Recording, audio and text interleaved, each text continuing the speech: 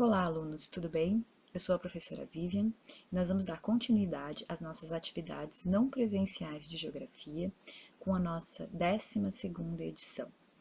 Nessa edição, vamos falar de um bloco econômico que é a União Europeia.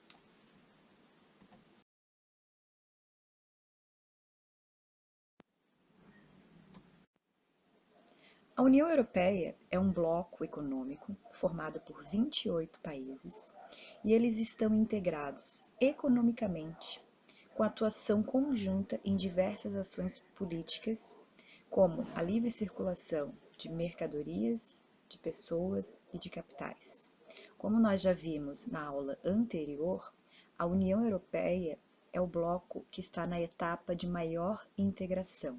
A União Europeia é uma união econômica e monetária, ou seja, ela prevê uma livre circulação de pessoas, mercadorias e capitais, ela prevê uma unificação das legislações e, principalmente, ela institui uma moeda única. Essas imagens que vocês estão vendo são das grandes guerras mundiais, são das duas guerras mundiais, da Primeira Guerra e da Segunda Guerra Mundial. Então, aqui nós temos uma imagem, né, de uma trincheira na Primeira Guerra Mundial, aqui já é uma imagem da Segunda, e aqui são duas imagens da Europa, como ela ficou, né, para exemplificar como a Europa ficou após as duas grandes guerras mundiais. Então, o que acontece? A União Europeia, ela surge após a Segunda Guerra Mundial. Por quê? O que a gente viu quando a gente estudou a Primeira Guerra Mundial e concluindo da Segunda? As duas guerras mundiais, elas tinham o objetivo, né, da Europa, principalmente Reino Unido, França e Alemanha, queriam conquistar a hegemonia mundial. O que esses países perceberam? Tanto aquelas alianças que saíram derrotadas, quanto as alianças que saíram vencedoras dos conflitos, perceberam que não saíram vitoriosas. Por quê? Porque o território europeu ele ficou destruído, a economia ficou destruída e, por consequência, esses países não adquiriram a hegemonia mundial. Ou seja, as guerras não foram positivas nem para os vencedores, nem para os derrotados. Então, a necessidade de uma estabilização política e econômica de uma Europa que estava instável e totalmente debilitada após a Segunda Guerra Mundial foi o fator determinante para a construção histórica da União Europeia. Então, a União Europeia, ela não nasce como União Europeia, como uma União Econômica e Monetária, logo após a Segunda Guerra Mundial, mas ela começa a surgir a partir de uma União Aduaneira, depois vai virar um mercado comum e depois vai chegar na União Econômica e Monetária. Bom, ao final da Segunda Guerra Mundial, a Europa, como eu já tinha dito, tinha sido o principal campo de batalha do conflito. Então ela encontrava-se totalmente devastada. Grande parte das cidades, das indústrias, dos campos de cultivo, dos meios de transporte, como as ferrovias, os aeroportos, as rodovias, os portos marítimos e fluviais, estavam quase que completamente destruídos. Então, o que vai acontecer? Em 1947, os Estados Unidos vão lançar um plano chamado de Plano Marshall. Esse plano, lançado em 1948, já em meio à Guerra Fria, oferecia para a Europa vantagens para a importação de produtos estadunidenses a preços mais baixos, com créditos, a fim de financiar uma reconstrução da Europa. Esse plano Marshall, ele vai fazer com que a Europa consiga se reerguer economicamente. Mas a Europa não queria ficar dependente dos recursos norte-americanos. A Europa queria ter uma independência. E para isso, eles começaram a criar algumas integrações entre países, que vai começar com o Benelux, depois a CECA, depois a Comunidade Europeia, Comum Europeia e, por fim, a União Europeia.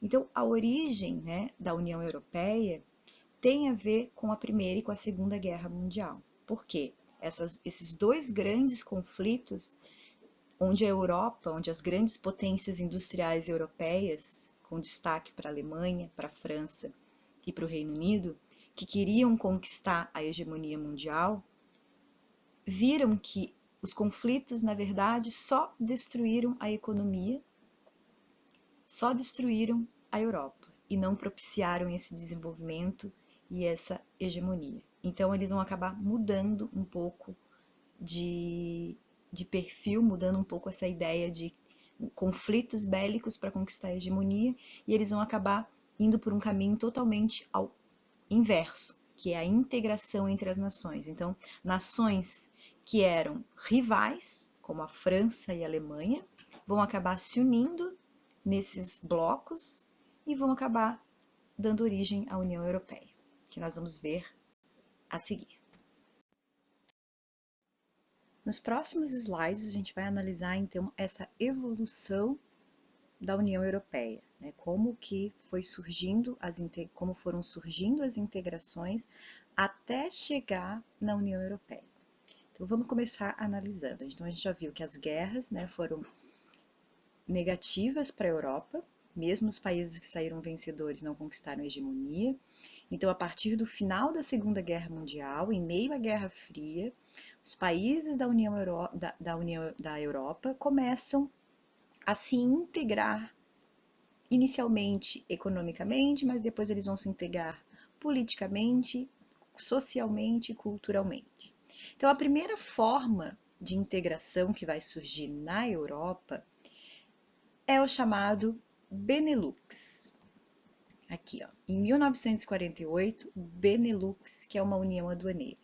O que foi o Benelux? O Benelux foi uma integração entre 3 países europeus, Bélgica, Países Baixos e Luxemburgo, que captaram os recursos do Plano Marshall e instituíram uma união aduaneira. Para quê? Para impulsionar as economias desses países que faziam parte desse pequeno bloco de 3 países. Então, eles aproveitaram os recursos, mas tentaram o quê? Fortalecer as suas próprias economias, não ficar dependendo dos recursos norte-americanos. Por quê? Esses países europeus já tinham uma identidade política e geopolítica, já sabiam, tinham também o interesse de serem nações hegemônicas e sabiam dos interesses dos Estados Unidos. Então, os Estados Unidos, eles estavam auxiliando os países europeus através do Plano Marshall para manter o quê? Para manter o sistema capitalista na Europa, porque eles tinham, né, como rivais a União Soviética, que também estava avançando com o sistema socialista em países do leste europeu. Então, os Estados Unidos, com essa ajuda, queriam manter as nações europeias ao seu lado como nações capitalistas. Isso aconteceu em 1948. Em 1951-52, essa união aduaneira que começou com a Bélgica, com os Países Baixos e Luxemburgo, ela vai se ampliar. Então, em 1952, surge a Comunidade do Carvão e do Aço, através de um tratado, que foi o Tratado de Paris, que é o primeiro passo para a integração. O que foi essa Comunidade Comum Europeia? Agregou-se aos países que já faziam parte do Benelux, Bélgica, Países Baixos e Luxemburgo, mais 6 países. Prestem atenção nesses 6 países. Olha só, nós vamos ter a entrada da França com as rivais, né, na Primeira e na Segunda Guerra Mundial, Alemanha e Itália. Então, eles formam aqui a Europa dos 6. Qual era o objetivo da Comunidade do Carvão e do Aço? Era integrar essas indústrias de carvão e de aço. Imaginem, carvão e aço. Né? O carvão era a energia, né? O que gerava energia na época, o petróleo de hoje. Então, o carvão para gerar energia e o aço para os mais variados produtos, principalmente produtos, né, de máquinas, de transporte. Então, carvão e aço dos países europeus com a criação de uma alta autoridade. Então, existia entre esses 6 países uma alta autoridade que ia reger, que ia cuidar das negociações do carvão e do aço. Então, essa alta autoridade, ela supervisionava o mercado, controlava as regras de concorrência e assegurava a transparência de preços. Visando o quê? Visando o crescimento econômico desses 6 países em conjunto. Então já era uma ideia de integrar a economia, uma ideia agora de crescer junto e não mais de vencer o meu inimigo e crescer sozinho. Então surgiu uma nova cultura aqui dentro da Europa. Um dos grandes avanços da comunidade do carvão é que essa comunidade, essa integração, ela vai superar as divergências entre a França e a Alemanha em relação às jazidas de minério de ferro e de carvão mineral, e a um parque siderúrgico que ficava na fronteira entre os dois países.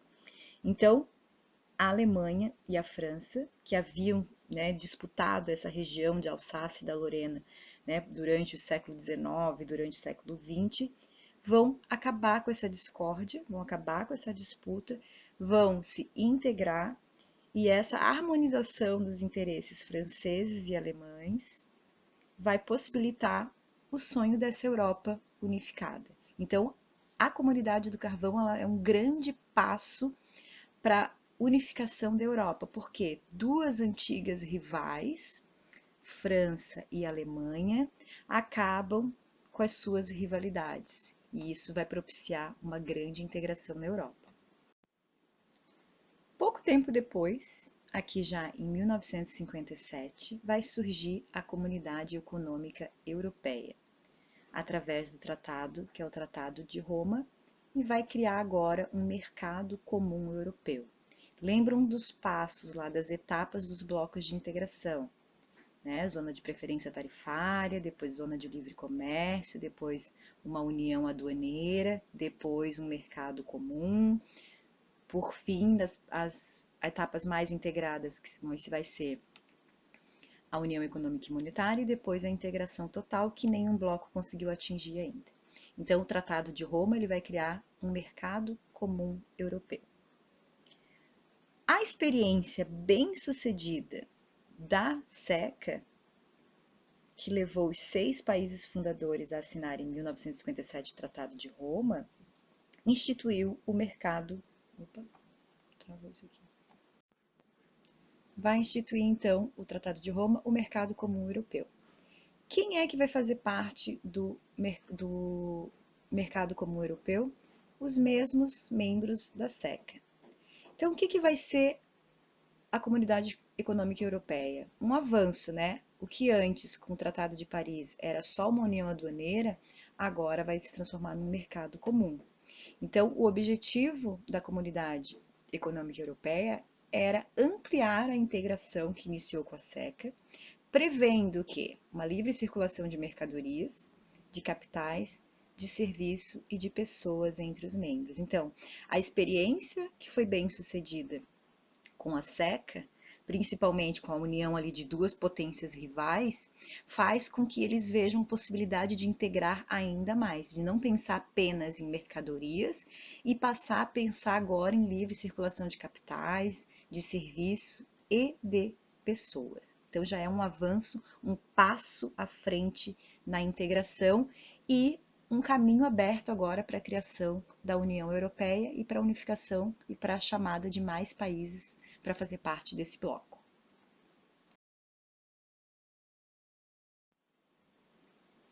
Com o passar do tempo, o êxito alcançado pela Comunidade Comum Europeia vai incentivar que outros países europeus entrem no bloco, né? Então, outros países europeus vão começar a aderir ao bloco. Em 1973, Reino Unido, Irlanda e Dinamarca ingressam na Comunidade Econômica Europeia. Em 1981, a Grécia ingressa. Em 1986, depois de passar aqui na Espanha e Portugal por duas ditaduras, também ingressam na Comunidade Econômica Europeia.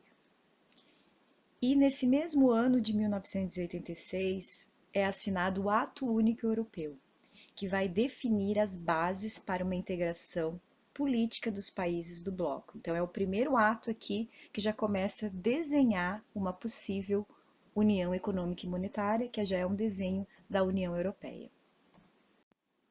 Então aqui Ao final de 1986, aquela Europa que iniciou com a SECA, com a Europa dos 6 países, agora em 1986 já se torna uma Europa dos 12. Nós já temos 12 países que formam a Comunidade Econômica Europeia.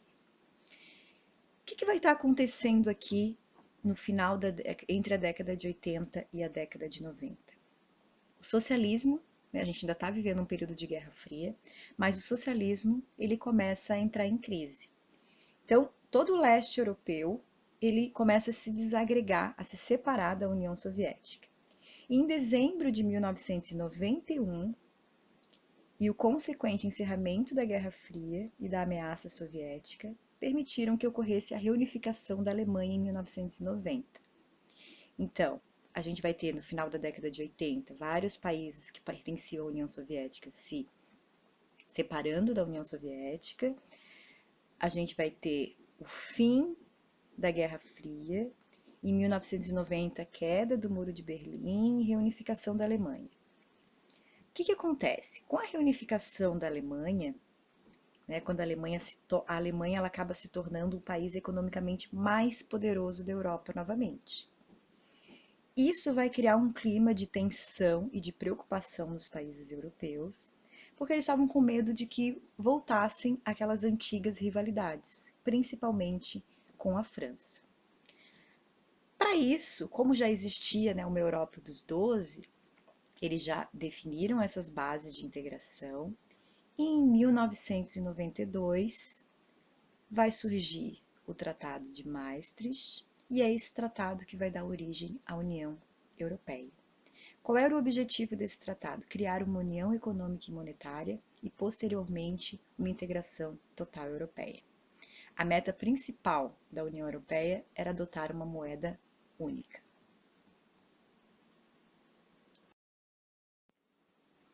Esse mapa ele apresenta a evolução da União Europeia desde 1958, quando a gente ainda tinha a comunidade do carvão e do aço. Então, aqui em 1958 são os países em rosa, como a gente já tinha falado anteriormente, a Europa dos 6. Depois, em 1973, a gente já começa a falar de Comunidade Econômica Europeia. Então, a gente já vai continuar mantendo os países da SECA, mais Irlanda, Reino Unido e Dinamarca. 1981, a entrada da Grécia e em 1986, a entrada de Portugal e Espanha, formando então a Europa dos 12, que eu já havia falado. Em 1992, nós vamos ter a assinatura do Tratado de Maastricht e a criação da União Europeia. Com isso, né, com a assinatura desse tratado, a Comunidade Econômica Europeia deixa de se chamar Comunidade Econômica Europeia e passa a se chamar União Europeia, com a sigla UE. A assinatura do tratado, ele encerrou aquelas desconfianças anteriores. Por quê? Porque esse Tratado de Maastricht ele vai solidificar a aliança franco-alemã e vai dar origem a um bloco muito poderoso, onde a França é o principal parceiro comercial da Alemanha e vice-versa. Com a União Europeia criada em 1992, vão se estabelecer no bloco livre circulação de mercadorias, de capitais, de serviços e de pessoas. Vai haver a eliminação de tarifas para o comércio entre os países membros, a adoção de um passaporte único, posteriormente a introdução de uma moeda única, que é o euro, que a gente vai falar depois especificamente dele, a criação de um Banco Central Europeu, que passou a regular a moeda, a criação de um Parlamento Europeu e um organismo de decisões políticas da União Europeia. Então, a Europa ela vai se configurar como um grande país, né? Vai ter instituições fortes ali para regulamentar tanto as questões políticas, quanto econômicas, quanto sociais. Então, a partir daqui, a gente parou em 1986 com a entrada de Portugal e Espanha. Então, 3 anos depois da criação da União Europeia, em 1995, vão entrar mais países europeus para fazer parte da União Europeia. Então, em 1995, 3 anos após a assinatura do tratado, Suécia, Finlândia e Áustria passam a integrar a União Europeia. Então, que antes eram 12, agora passam a ser 15 países. E o bloco ele só se fortalece com o passar dos anos. Então, em 2004, nós vamos ter uma grande entrada de países. Países aqui, ó, em verde: Estônia, Letônia, Lituânia, Polônia, República Tcheca, Eslováquia, Hungria e Eslovênia. Todas essas nações, elas são ex-países que pertenciam à ex-União Soviética. Países do leste europeu, que eram países socialistas, vão integrar, que vão entrar em 2004 na União Europeia. Por fim, a gente vai ter aqui em 2007 a entrada de mais países. A gente vai ter a entrada aqui, ó, da Romênia e da Bulgária. E em 2013 a entrada da Croácia, fechando então a União Europeia com 28 países, 28 nações. Aí vocês podem estar se perguntando: o que é preciso para poder entrar na União Europeia? Para ingressar no bloco, os candidatos eles precisam atender a 3 condições básicas. Por isso que esse processo de pedido para adesão, de análise dos países, ele é demorado. Então, para ingressar no bloco, os candidatos eles precisam atender a 3 condições básicas, que sem elas não existe essa possibilidade. Ter uma economia desenvolvida, manter um regime democrático que respeite os direitos humanos e aceitar a legislação europeia. E os outros países membros também vão ter que aceitar a entrada deste no bloco. Então, são condições e critérios que os países têm que atingir.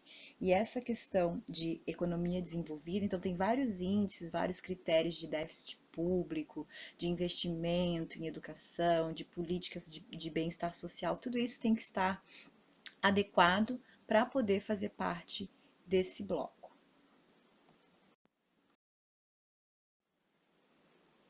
Em 1997, a União Europeia ela fortaleceu ainda mais os vínculos entre os países membros, graças a esse Acordo de Schengen. Esse acordo ele foi assinado na cidade de Luxemburgo no ano de 1985 e em 1997 ele passou a fazer parte das normas jurídicas da União Europeia.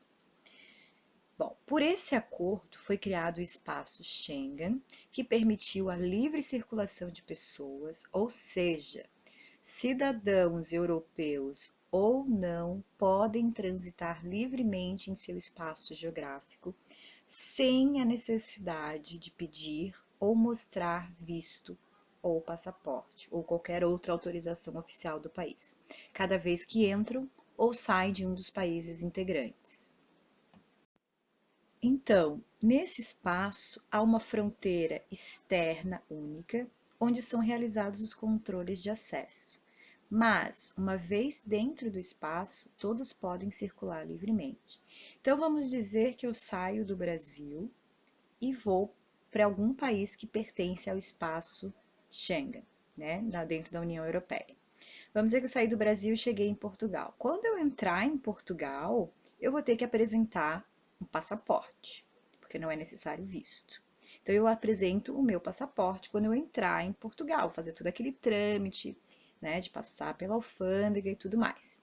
Depois que eu entrei, se eu quiser ir, por exemplo, para a Espanha, para a França, para outros países aqui, ó, né, que fazem parte do espaço, se eu quiser ir mais longe, se eu quiser ir lá para a Noruega, eu não vou mais precisar mostrar passaporte, eu vou circular livremente, vou estar dentro do espaço europeu, eu não vou mais fazer, por exemplo, um voo internacional, agora eu vou estar em voo doméstico, então eu entro e saio de um país para o outro. Quando que eu vou ter que mostrar meu passaporte de novo? Quando eu estiver saindo de algum país europeu para fora do espaço Schengen, certo? Então, esse mapa que vocês estão vendo aqui do lado, deixa eu pegar minha canetinha aqui para apontar para vocês. Eu tenho aqui, ó, em verde são os países membros da União Europeia que pertencem ao espaço Schengen, de livre circulação de pessoas. Então, estão todos aqui em verdinho, tá? Aí eu tenho país membro da União Europeia que não pertence ao espaço. Então, eles estão aqui, ó, em amarelo: Bulgária, Romênia, Hungria e aqui embaixo é a Croácia. Então, esses países aqui, ó, eles pertencem à União Europeia, mas por algum motivo eles não pertencem ao espaço Schengen, de livre circulação de pessoas. Então, vamos dizendo pelo meu exemplo: entrei em Portugal e eu quero ir lá para a Romênia. Quando eu chegar aqui na Romênia, eu vou estar como se fazendo um voo, como se fosse um voo internacional. Vou ter que mostrar passaporte, se for necessário visto ou qualquer outra autorização oficial, eu vou ter que ter para poder entrar, senão não entra. Em rosa, bem interessante aqui, ó, é um país que não é membro da União Europeia, mas que pertence ao espaço Schengen, que permite a livre circulação de pessoas. Então, a Suíça, ó, bem aqui no centro da Europa, não faz parte da União Europeia, mas permite a livre circulação de pessoas. Outro aqui, ó, Noruega, não faz parte da União Europeia, mas pertence ao espaço de livre circulação. Por fim, a Islândia está aqui, também pertence, não é da União Europeia, mas pertence ao espaço de livre circulação de pessoas. Então, esse foi um grande avanço para a União Europeia em 1997.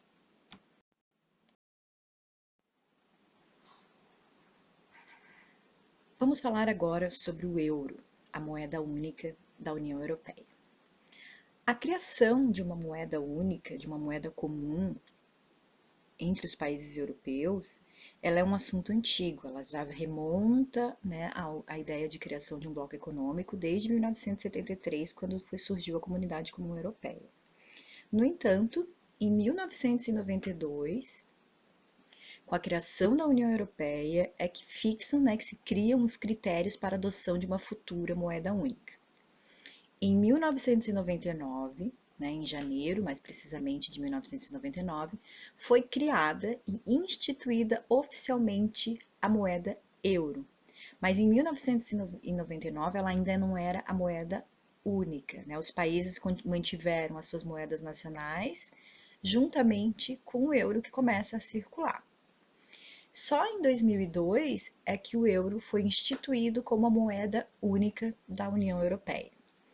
No entanto, Dinamarca, Suécia e Reino Unido não adotaram o euro como moeda única, mantendo as suas moedas nacionais. Atualmente, 19 dos 28 países membros da União Europeia adotam o euro como moeda única. E alguns outros países que não fazem parte da União Europeia também adotam o euro como moeda, como Andorra, Cidade do Vaticano, Mônaco e San Marino, que são microestados, também utilizam o euro como moeda nacional. Montenegro e Kosovo, que não, muito embora não exista um acordo formal, também utilizam o euro como uma moeda oficial. Vale lembrar que o euro, junto com o dólar, são as moedas mais fortes, as moedas mais valorizadas. E a utilização do euro facilita a livre circulação de pessoas e de trabalhadores, porque se eu me locomovo de um país para o outro, eu utilizo a mesma moeda para as questões salariais, para as questões de serviços, tudo isso facilita também o comércio.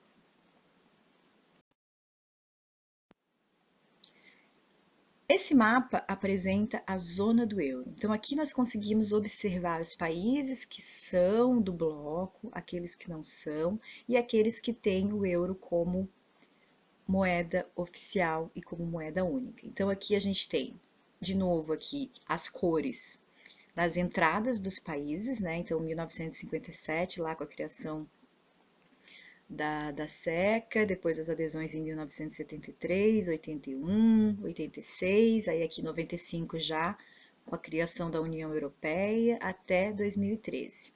E aqui em marrom, a gente tem nesse mapa apresenta uma novidade. Nós temos os países que são candidatos a entrar na União Europeia. Então, a gente tem aqui, ó, a Islândia,